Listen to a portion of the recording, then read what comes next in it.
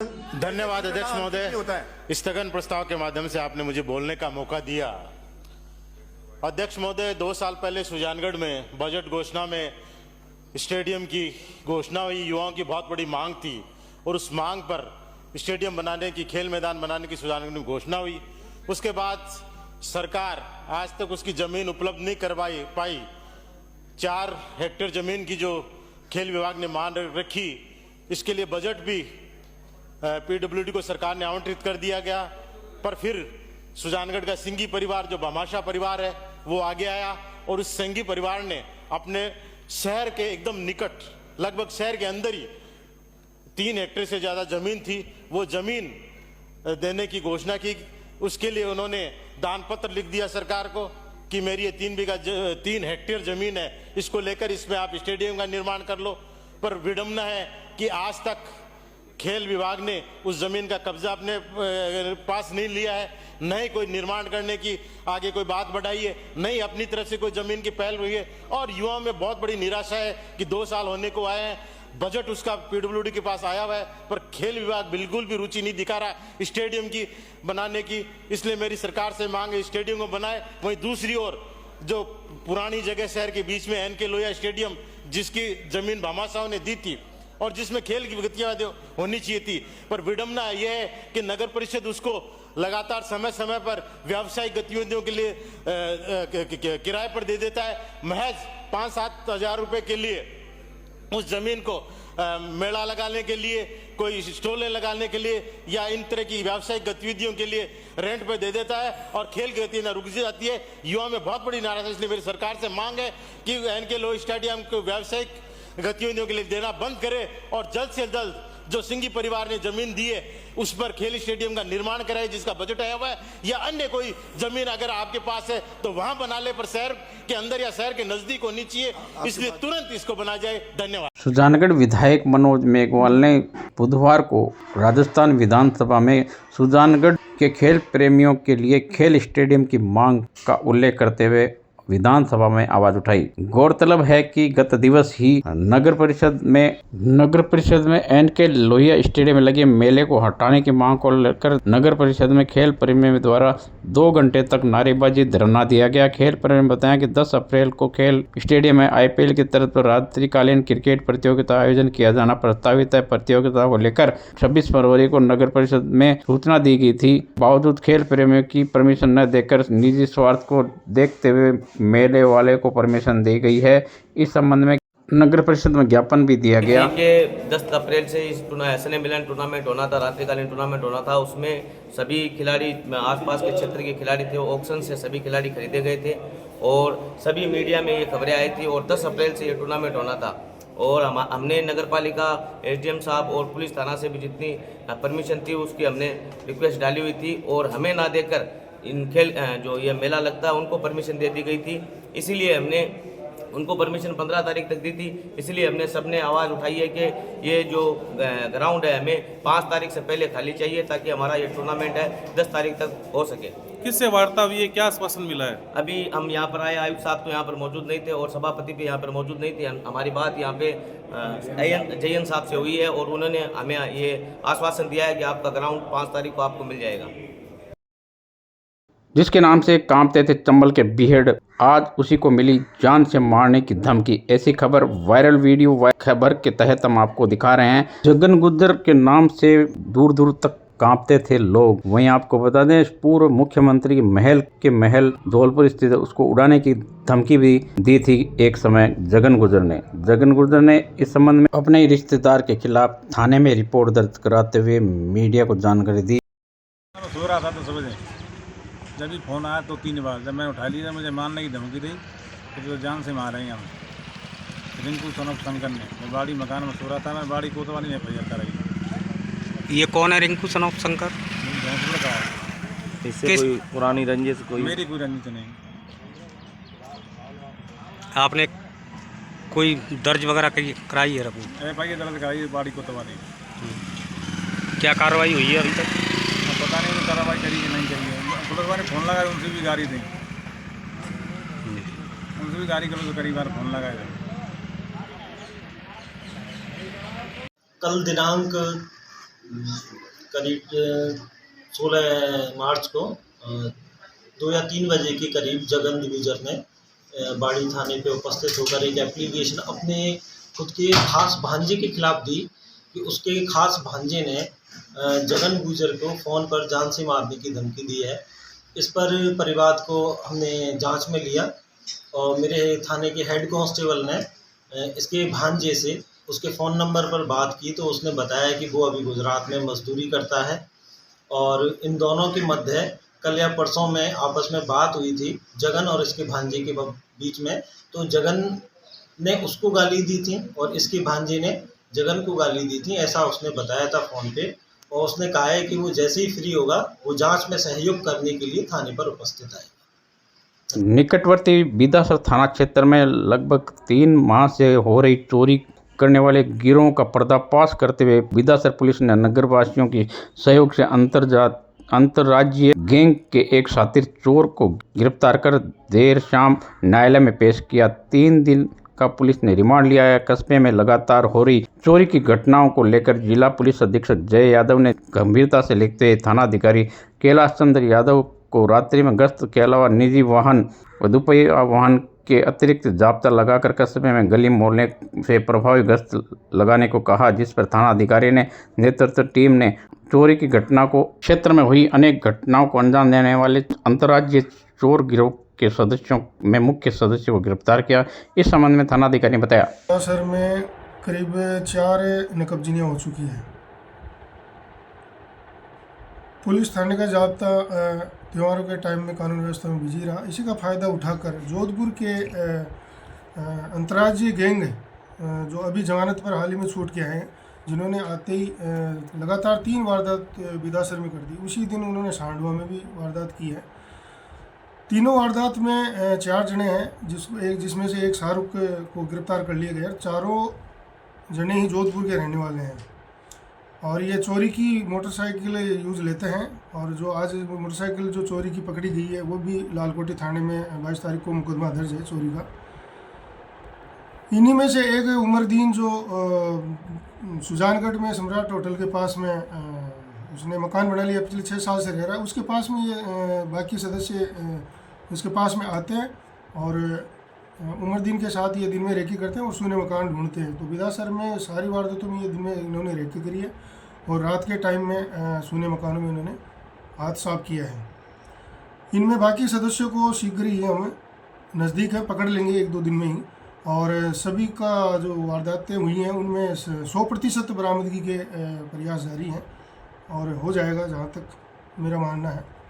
SP साहब का कहना है कि पिछली बार जो सीरियल जो वारदातें हुई थी उनमें हमने अंतर्राज्यीय गैंग जो एमपी की और महाराष्ट्र की पकड़ी थी, उसमें भी हम बहुत ही शाबाश दी थी और प्रशंसा पत्र दिया था। इस वारदात में भी खुलासा होने पर श्रीमान ने उचित इनाम देने का आश्वासन दिया है। अन्य इलाकों की भी कई वारदातें इन्होंने कबूली है और आसपास के अपने रतनगढ़ और सुजानगढ़, जसवंतगढ़ की इनकी कई वारदातें खुलने की संभावना है। मेरे बिदासर थाने में जो पिछले साल 1 साल 2 साल में जितनी वारदातें हुई उनमें CDR के आधार पे एनालिसिस किया जाएगा। अगर किसी और वारदात में भी शामिल हुए तो उनमें भी रिकवरी की जाएगी। अनूपगढ़ सेक्टर में एक अग्रिम चौकी के पास में BSF की 127वीं बटालियन जवान सीमा क्षेत्र में नियमित गश्त कर रहे थे, तभी एक महिला तारबंदी पार करके भारतीय सीमा में घुसते दिखाई दिया। जवानों ने तुरंत हरकत में आते महिला को रोक लिया, हिरासत में ले लिया। हम आपको बता दें, महिला की तलाशी लेने में उसके पास में मोबाइल फोन बरामद हुआ। उसके बाद में उसके हाथ, कान, एक सोने की बाली, नाक की नथ में सोने का कड़ा पहना हुआ था। पाकिस्तान की महिला से पूछताछ में अपना नाम हुमरा बताया, 33 वर्ष बताई। हालांकि भारत आने के कारण अब तक स्पष्ट नहीं हो पाया। प्रारंभिक जांच में महिला ने जानकारी दी, उसमें सत्यता की पुष्टि की जा रही है। BSF के जवान तैनात रहे। इस दौरान अनुसंधान विभाग को सूचना दी गई। एजेंसियों ने भी जांच शुरू कर दी। बताया जाता है जिस स्थान पर महिला पकड़ी गई वह भारत पाकिस्तान सीमा से 50 मीटर के अंदर भारतीय सीमा के स्थित है। ये रेगिस्तानी इलाका है, यहाँ आबादी बहुत कम है। ऐसे में महिला का यहाँ पहुँचने पर सवाल उठ रहे हैं। खुफिया विभाग के सूत्रों के साथ सीमा पार कभी कभी निर्दोष नागरिक भटककर भारतीय क्षेत्र में आ जाते हैं। महिला की गतिविधि संदेशवाद प्रति होती है। महिला को अनूपगढ़ लाकर विस्तृत पूछताछ की जा रही है। अनूपगढ़ के बॉर्डर पे एक पाकिस्तानी लेडी इंडियन साइड में सीमा पार करके आ गई थी, तो तुरंत हमारी बीएसएफ की ओपी पार्टी ने उसको चैलेंज किया और वापस जाने को बोला। जब वो नहीं गई तो उसको फिर डिटेन करा और उससे पूछताछ की। उससे पता चला कि उस लेडी का नाम उमारा है और वो बलूचिस्तान की रहने वाली है और वो अपने पति से और ससुर से बहुत परेशान थी। वो उसको परेशान कर रहे थे, जो उसने बताया, और उसने कहा कि मैं वापस जाऊंगी तो वो फिर मुझे बहुत परेशान करेंगे। तो इन्वेस्टिगेशन चल रहा है सभी। जी, कल प्रातः एक पाकिस्तानी महिला का बॉर्डर पर आना मालूम हुआ, जाहिर हुआ, और बीएसएफ ने उसको एप्रीहेंड किया था।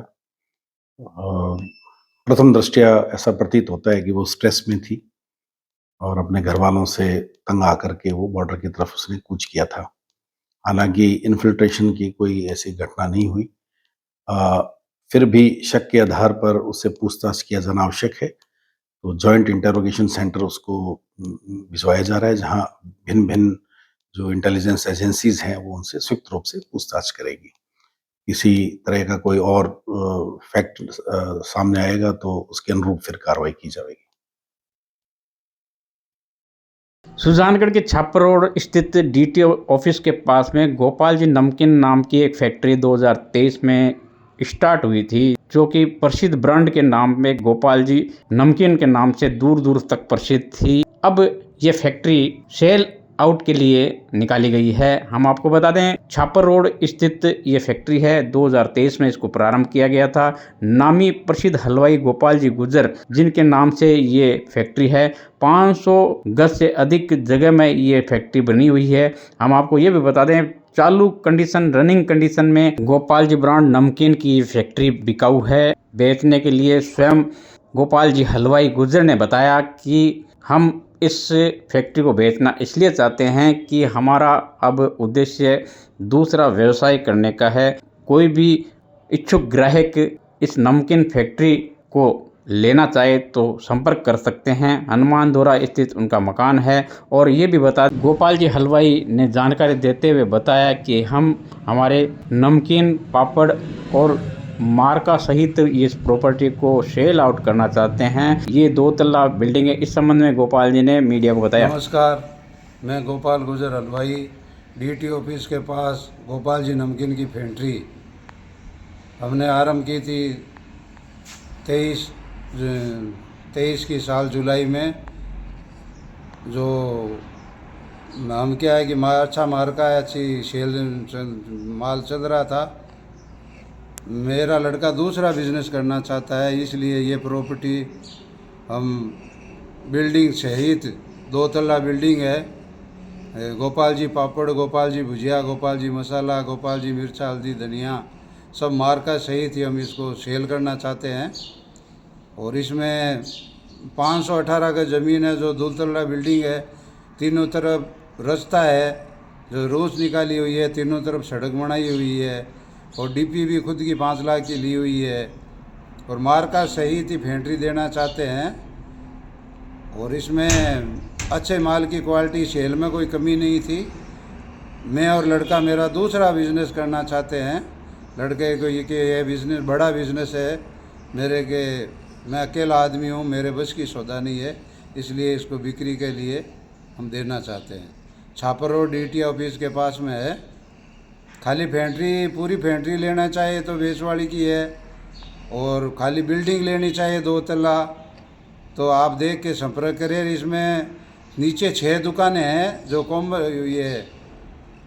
ये आपके कारपेट सेल पे बेची हुई है। छत जो बिल्डिंग खरीदेगा उसी की है। हिलाल अहमद जी वो यहाँ पधारे हैं, उनका और आप सभी का बहुत बहुत स्वागत है। सर आप थोड़ा सा बताइए। चलिए, वैसे तो क्या बड़ा, मेरे को इन लोगों ने फ़ोन करके पहले से बोला था भाई रोज़ा इफ्तार आप यहाँ पर करना, और हम ऐसा प्रोग्राम सुजानगढ़ में रखते हैं। तो सबसे पहले खुशामदीद, वेलकम आप सब लोगों का कि आप सब लोग जो है अनिल जी और हमारा जो भी स्टाफ है उनके कहने पर यहाँ पर आए, और कहीं ना कहीं आप अपनी दुआओं से और अपने रोज़े में नवाजें, ताकि सब लोग यहाँ पर बहुत अमन के साथ, सुजानगढ़ के अंदर आप लोग सारे ही लोग यहाँ पर बहुत अमन के साथ रह सकें और ज़्यादा से ज़्यादा अनिल जी से जुड़ कर के आप अपने भी फ़ायदे को बढ़ाएं और इनके भी फ़ायदे को बढ़ाएं।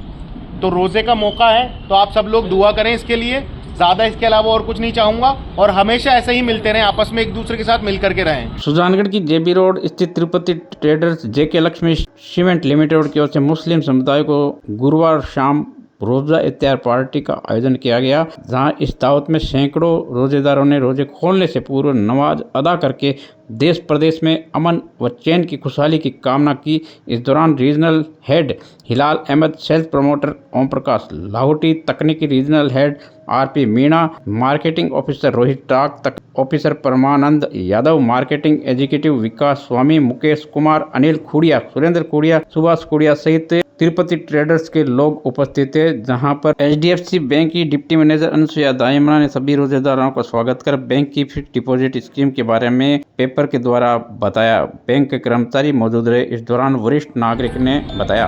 अस्सलाम वालेकुम, राम राम, जय हिंद। यहाँ लक्ष्मी डीलर्स श्री अनिल कुमार जी द्वारा मुस्लिम समाज के लिए रोज़ा इफ्तारी का आयोजन किया गया, और रोज़ा इफ्तारी से इस तरह से रोज़ा इफ्तारी करने से यह दिल में महसूस होता है कि हमारे हिंदुस्तान में अभी तक गंगा जमुना तहजीब का विनाश नहीं हुआ है। आपस के अंदर जो भाईचारा है वो वैसे का वैसे बरकरार है। अतः मैं जेके लक्ष्मी डीलर्स श्री अनिल कुमार जी को धन्यवाद देता हूं, और आप पिछले साल भी इस प्रोग्राम का आयोजन किया, और मालिक चाहे आपको दिन दुनी रात चौगुनी तरक्की देगा। और इसी प्रकार एक धर्म के प्रति आस्था रखिए। सब धर्म समान होता है, एक दूसरे धर्म में कोई डिफरेंस नहीं है। All are equal. There is no difference between the Muslim, Hindu, Sikhs and Isai other communities. God, everything is one. Party दी गई है जेके लक्ष्मी सीमेंट द्वारा, क्या कहना चाहेंगे? नमस्कार, मैं रामप्रसाद मीना, जेके लक्ष्मी सीमेंट से रीजनल टेक्निकल हेड सर्विसेज। और आज यहाँ पे सुजानगढ़ कस्बे में जेके लक्ष्मी सीमेंट की ओर से और हमारे व्यापारी तिरुपति ट्रेडर्स अनिल जी की ओर से रोज़ा इफ्तारी रखी गई, जिसमें हमारे जो मुस्लिम समाज के सभी भाई हैं उन्होंने इस कार्यक्रम को अच्छे से पूरा किया, और एक अमन चैन और सुख शांति की अपील की, और उस तरीके से उन्होंने दुआ करी है, और एक भाईचारे के लिए इस तरीके के रोज़ा इफ्तार अपना यहाँ पे रखा है, और बहुत अच्छे से कार्यक्रम का आयोजित किया।